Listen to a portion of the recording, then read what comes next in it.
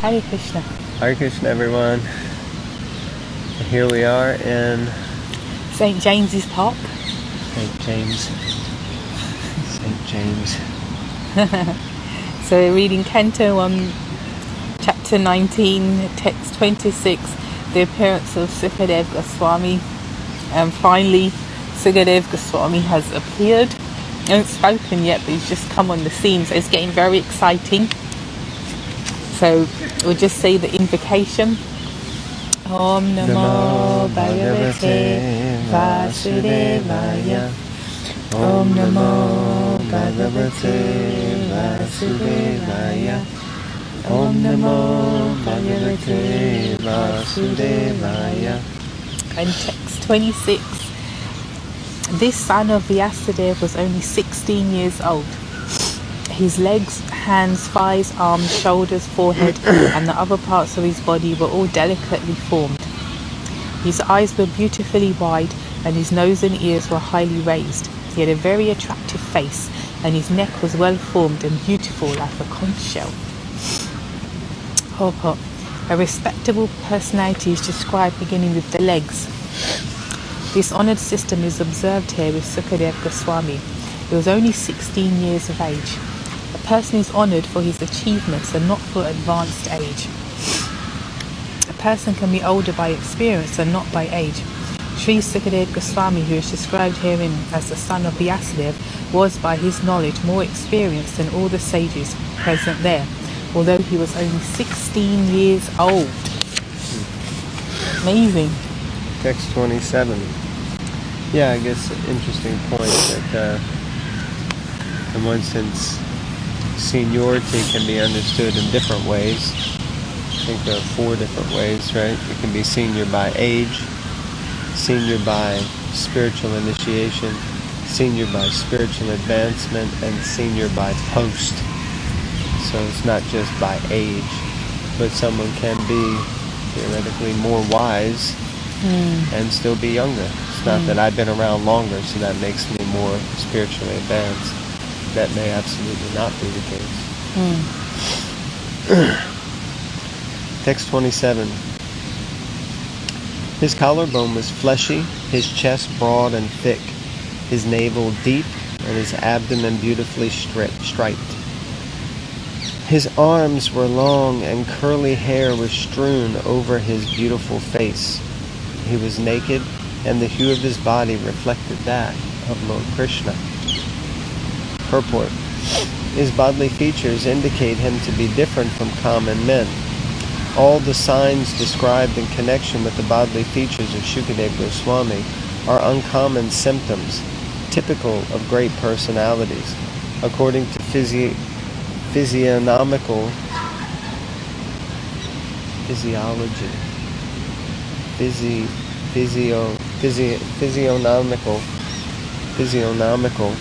calculations, his bodily hue resembled that of Lord Krishna, who is the supreme among gods, demigods, and all living beings. So is that the same colour? Shan, as the next verse says. Text 28. He was blackish and very beautiful due to his youth. Because of the glamour of his body and his attractive smiles, he was pleasing to women. Though he tried to cover his natural glories, the great sages present there were all expert in the art of physiognomy, and so they honoured him by rising from their seats. Text 29. Yeah, these weren't just ordinary people either. Yeah. We've heard some of the lists of the personalities that were present. So when Sukadeva Goswami entered, they were able to recognize his auspiciousness and advancement by physiognomy, and therefore they stood up. I think it's described that when a great person enters the room, then the life airs in the body, they rise, so therefore people stand up because the life air rises in the body. Wow. This is text 29. Maharaj Parikshit, who is also known as Vishnurata, one who is always protected by Vishnu, bowed his head to receive the chief guest, Sukadeva Goswami. At that time, all the ignorant women and boys ceased following Srila Sukadev. Receiving respect from all, Sukadev Goswami took his exalted seat. Amazing. What an entrance. Purport. On Sukadev Goswami's arrival at the meeting, everyone except Srila Vyasadeva, Narada and a few others stood up. And Maharaj Parikshit, who was glad to receive a great devotee of the Lord, bowed down before him with all the limbs of his body. Sukadev Goswami also exchanged the greetings and reception by embrace, shaking of hands, nodding and bowing down, especially before his father and Narada Muni. So even Vyasadeva was in that assembly, and he spoke, his son. Thus he was offered the presidential seat at the meeting. When he was so received by the king and sages, the street boys and less intelligent women who followed him were struck with wonder and fear, because now it's revealed what sort of personality he is. So far they were kind of mocking in that. So they retired from their frivolous activities, and everything was full of gravity and calm. Yeah, it's described that, because of course he was 16, but he was walking completely naked and disheveled. And these ladies and kids were following him. It's parrots here. Ladies and kids were following him, and they were throwing stones and making fun at him. And then when he entered this assembly, I mean, if we could just imagine the scene, there were like hundreds, if not thousands, of sadhus gathered. And Shukadeva Goswami entered. And when he entered, everybody stood up except for Narada Muni, Vyasadeva, and a few others. Everybody else stood up. And then, he interacted with them all differently and accordingly. Yeah. He even says he shook hands, which I didn't think that was a Vedic method of interacting, but evidently Srila Prabhupada says that he shook hands. So. And some people he just gave the nod to, it says, right, like that. Oh, I might. Text 30. Shukadeva Goswami was then surrounded by saintly sages and demigods, just as the moon is surrounded by stars, planets, and other heavenly bodies. His presence was gorgeous, and he was respected by all. Purport. In the great assembly of saintly personalities, there was Vyasadeva, the Brahmarishi, Narada, the Devarishi, Parashuram, the great ruler of the Kshatriya kings, etc. Some of them were powerful incarnations of the Lord. Shukadeva Goswami was not known as a Brahmarishi, Rajarishi, or Devarishi, nor was he an incarnation like Narada, Vyas, or Parashuram. And yet, he excelled them all in respects paid. This means that the devotee of the Lord is more honored in the world than the Lord himself. One should therefore never minimize the importance of a devotee like Shukadeva Goswami. Very powerful statement. Text 31. The sage Sukadeva Goswami sat perfectly pacified, intelligent, and ready to answer any question without hesitation. The great devotee Maharaj Parikshit approached him, offered him respects by bowing before him, and politely inquired of sweet words and folded hands. But the gesture now adopted by Maharaj Parikshit of questioning a master is quite befitting in terms of scriptural injunctions. The scriptural injunction is that one should humbly approach a spiritual master to understand this transcendental science. Maharaj Parikshit was now prepared for meeting his death, and within the very short time of 7 days he was to know the process of entering the kingdom of God. In such important cases, one is required to approach a spiritual master. There is no necessity of approaching a spiritual master unless one is in need of solving the problems of life. One who does not know how to put questions before the spiritual master has no business seeing him, and the qualification of the spiritual master is happily manifested in the person of Sukadeva Goswami. Both the spiritual master and the disciple, namely Sri Sukadeva Goswami and Maharaj Parikshit, attained perfection through the medium of Srimad Bhagavatam. Sukadeva Goswami learned Srimad Bhagavatam from his father, Vyasadeva, but he had no chance to recite it. Before Maharaj Parikshit, he recited Srimad Bhagavatam and answered the questions of Maharaj Parikshit unhesitatingly, and thus both the master and the disciple got salvation. Yeah. So that's interesting. This is saying that Shukadeva Goswami had heard the Bhagavatam from Srila Vyasadeva, but he hadn't had a chance to recite it or speak it. You can hear the parrots. It's nice. But he hadn't had a chance to recite it. So this is going to be the first time that he actually recites the Bhagavatam. And of course he's the perfect spiritual master, and Maharaj Parikshit is the perfect disciple. So like that, nice. So it's interesting, what it's saying, what I understand, is that he heard the Bhagavatam from his father, Vyasadeva, but he actually attained salvation through the recitation of the Bhagavatam. So in other words, hearing is one thing, or reading, but we need to preach, and we need to give that, realize it, digest it, and give it out, and then that's how we get gyan, and we actually realize vigyan and learn. And otherwise it can be just, you can read and read and read, and I read all these books. But it's interesting that that's how he got his salvation, and that's how Maharaj Parikshit got it, from hearing from him. But it's interesting, no? Text 32. The fortunate King Parikshit said, O Brahmana, by your mercy only, have you sanctified us, making us like unto places of pilgrimage, all by your presence here as my guest. By your mercy we, who are but unworthy royalty, become eligible to serve the devotee. So Parikshit Maharaj is really supplicating himself, humbling himself before Shukadeva Goswami. Purport. Saintly devotees like Shukadeva Goswami generally do not approach worldly enjoyers, especially those in royal orders.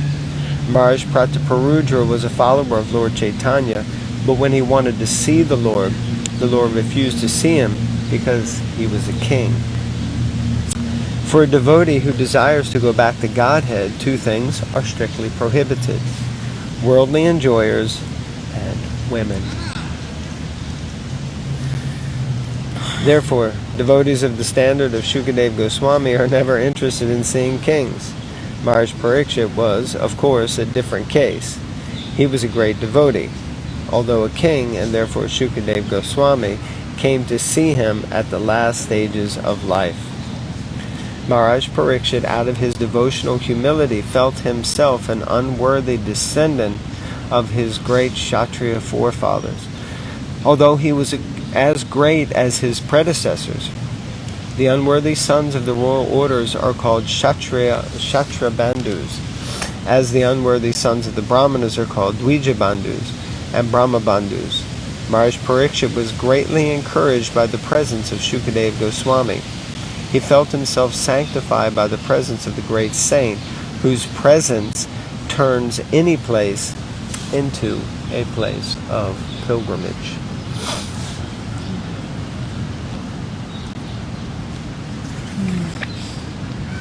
So because he was a devotee, it was purified or acceptable to associate with Maharaj Parikshit. Because he was a devotee. So I guess because the statement at the beginning said two things that a devotee must avoid if he desires to go back to Godhead is worldly enjoyers and women. So Shukadeva Goswami was able to sit with Parikshit Maharaj because even though he was a king, he wasn't exactly a worldly enjoyer. And I guess in one sense, well, in another sense, then you could probably be with a woman and still go back to Godhead, as long as you're not trying to enjoy the woman or be a womanizer, and the woman is not a Manizer.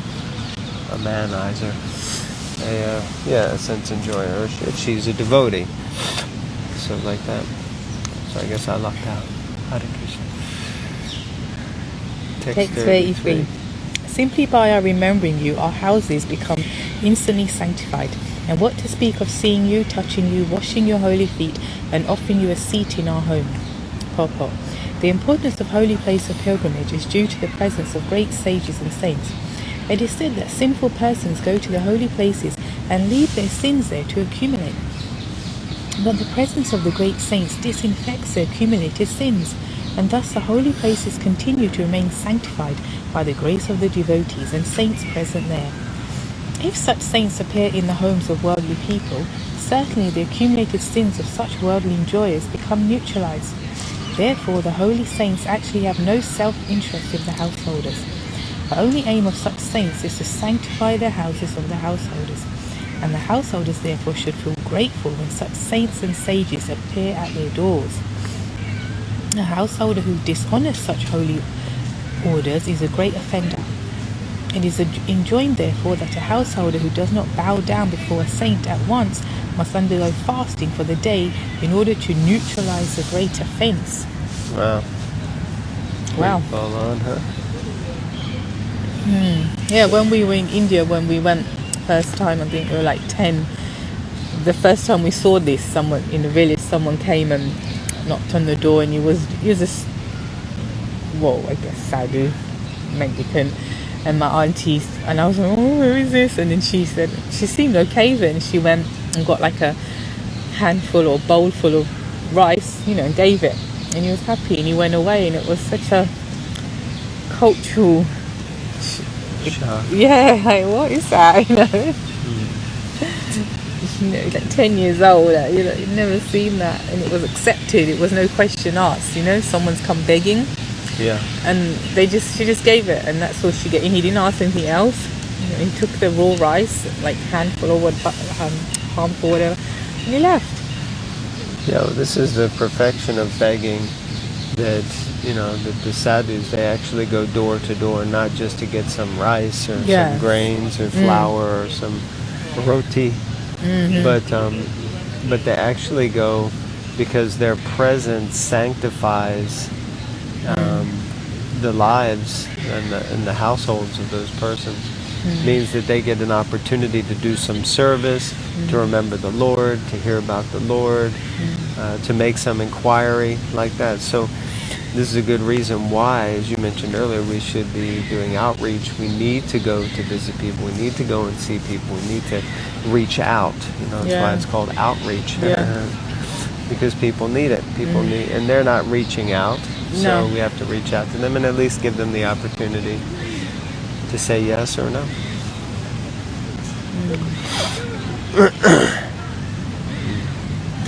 Text 34. Just as the atheist cannot remain in the presence of the personality of Godhead, so also the invulnerable sins of a man are immediately vanquished in your presence, O saint, O great mystic. Purport. There are two classes of human beings, namely the atheist and the devotee of the Lord. The devotee of the Lord, because of manifesting godly qualities, is called a demigod, whereas the atheist is called a demon. The demon cannot stand the presence of Vishnu, the personality of Godhead. The demons are always busy in trying to vanquish the personality of Godhead. But factually, as soon as the personality of Godhead appears by either his transcendental name, form, attributes, pastimes, paraphernalia, or variegatedness, the demon is at once vanquished. It is said that a ghost cannot remain as soon as the holy name of the Lord is chanted. The great saints and devotees of the Lord are in the list of his paraphernalia, and thus as soon as a saintly devotee is present, the ghostly sins are at once vanquished. That is the verdict of all Vedic literatures. One is recommended, therefore, to associate only with saintly devotees, so that worldly demons and ghosts cannot exert their sinister influence. So nice. Very powerful. Very powerful.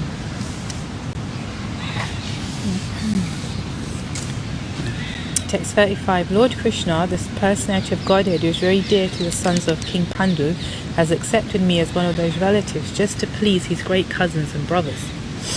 Purport. A pure and exclusive devotee of the Lord serves his family interests more dexterously than others who are attached to illusory family affairs.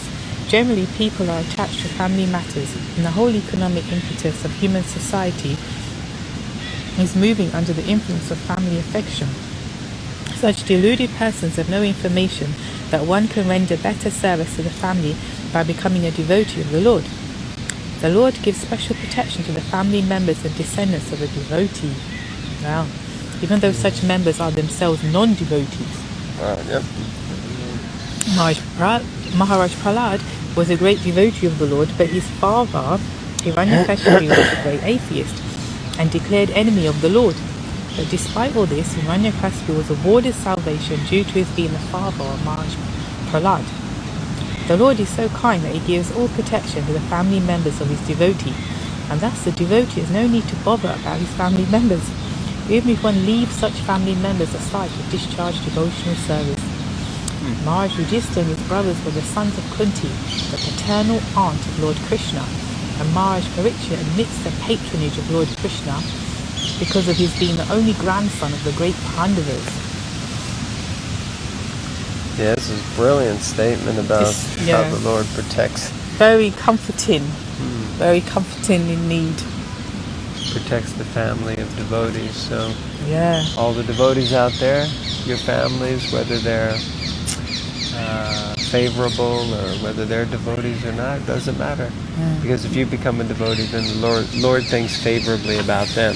But we have to make sure that they still think that the family members also continue to think favorably about us.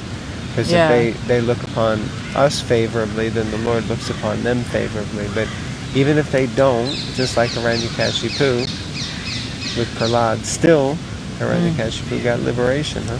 Yeah, we don't want our family members to get liberation like he did, though. No, I guess not. Okay, text 36.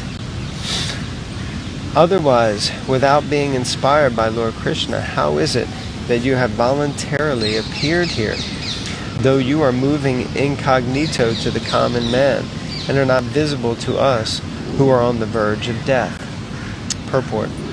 The great sage Shukadeva Goswami was certainly inspired by Lord Krishna to appear voluntarily before Maharaj Parikshit, the great devotee of the Lord, to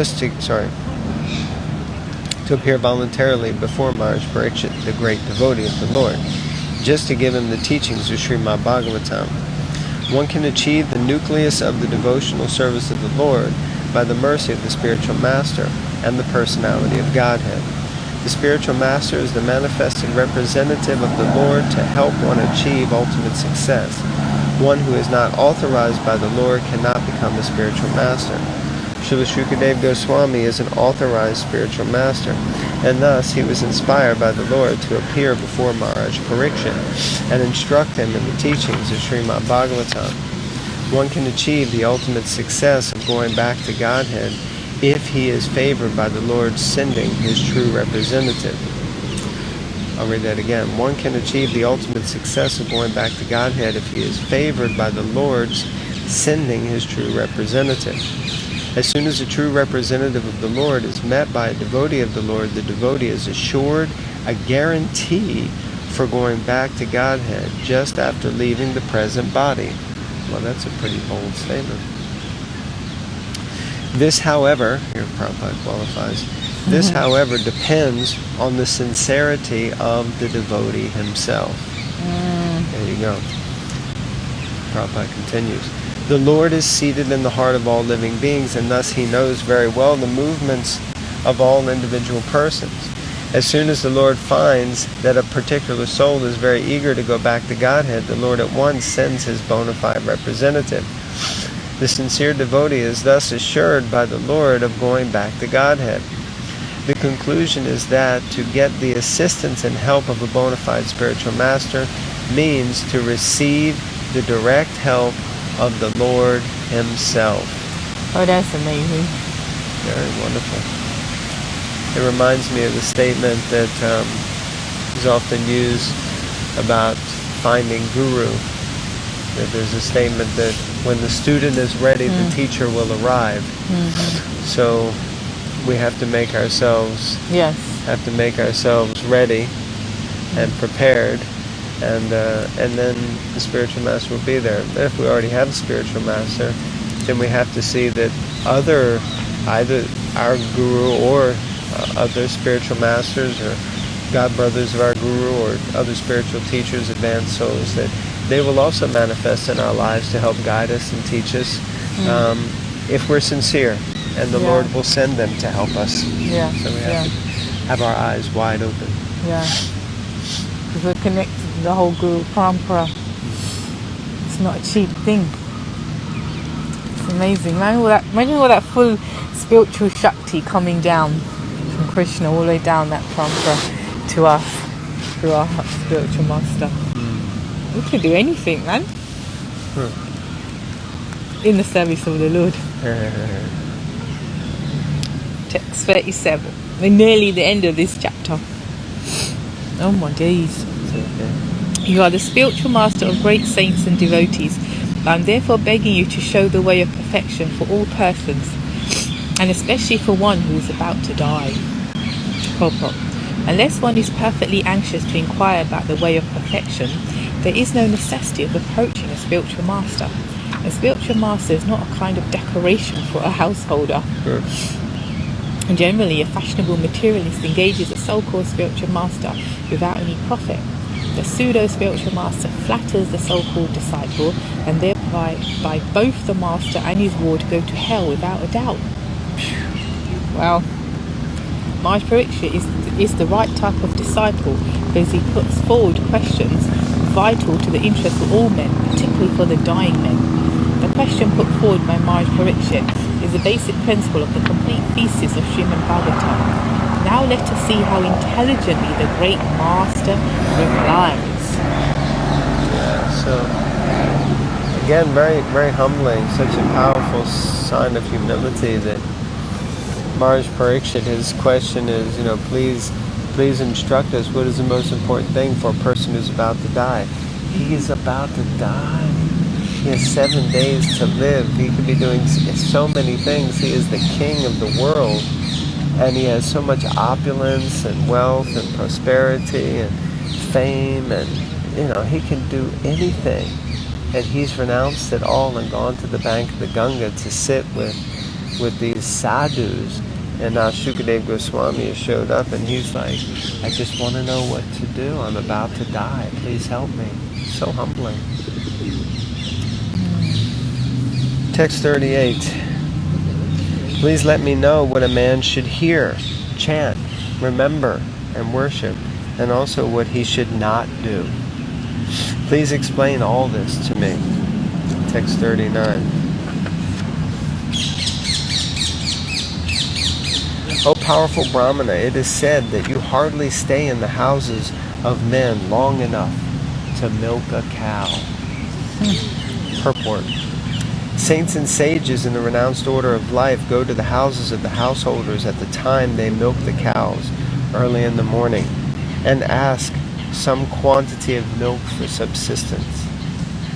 A pound of milk fresh from the milk bag of a cow is sufficient to feed an adult with all vitamin values, and therefore saints and sages live only on milk. Even the poorest of householders keep at least 10 cows, each delivering 12 to 20 quarts of milk, and therefore no one hesitates to spare a few pounds of milk for the mendicants. It is the duty of householders to maintain the saints and sages like the children. So a saint like Shukadeva Goswami would hardly stay at the house of a householder for more than 5 minutes in the morning. In other words, such saints are very rarely seen in the houses of householders. And Maharaj Parikshit therefore prayed to him to instruct him as soon as possible. The householders also should be intelligent enough to get some transcendental information from visiting sages. The householders should not foolishly ask a saint to deliver what is available in the market. That should be the reciprocal relationship between the saints and the householders. Yeah, so it's not like we should feel if a sadhu comes to the door, oh, just give him some stuff and get him out of here, or oh, can you give me some, whatever. Like he says, something that's readily available in the market. We should get the highest wealth, which is transcendental knowledge. Very powerful. So, text 40, this is the final verse of this canto. First canto finished, oh my goodness. Sri Sutta Goswami said, "The king thus spoke and questioned the sage using sweet language. Then the great and powerful personality, the son of Vyasadeva, who knew the principles of religion, began his reply." Thus Amazing. In the Bhaktivedanta purports of the first canto, 19th chapter of the Srimad Bhagavatam, entitled The Appearance of Shukadeva Goswami, end of the first canto. Wow, took us 69 readings, not in one after the other, but 69 days. And we finished the first canto, and we're now awaiting Sukadeva Goswami to speak. Wow. He's made his appearance in the pages of the Bhagavatam. Amazing. It's amazing. So nice. This also shows, the first canto of the Bhagavatam, I don't know how many pages, approximately 400 pages. Oh no, that's just the part 3. So it's probably something close to 1,200 pages. Yeah, 1,200 pages in the whole first volume, first canto of the Bhagavatam. And so it took us 69 readings, which means approximately 2 months. So, And it wasn't every day. I tried no, but anyway, it's that number of readings. readings. So 69 readings, but we were only reading for about a half an hour Yeah. each time. So you can read the entire Bhagavatam Absolutely. in 2 months just by reading half an hour a day. So like that. Anyway, we thank you very much for tuning in and watching, and we wish you all the best. Please get a set of Srimad Bhagavatams and spend your time reading. Hare Krishna. Prataraj Krishna. Srimad Bhagavatam Ki. Jai, Srila Prabhupada Ki. Jai.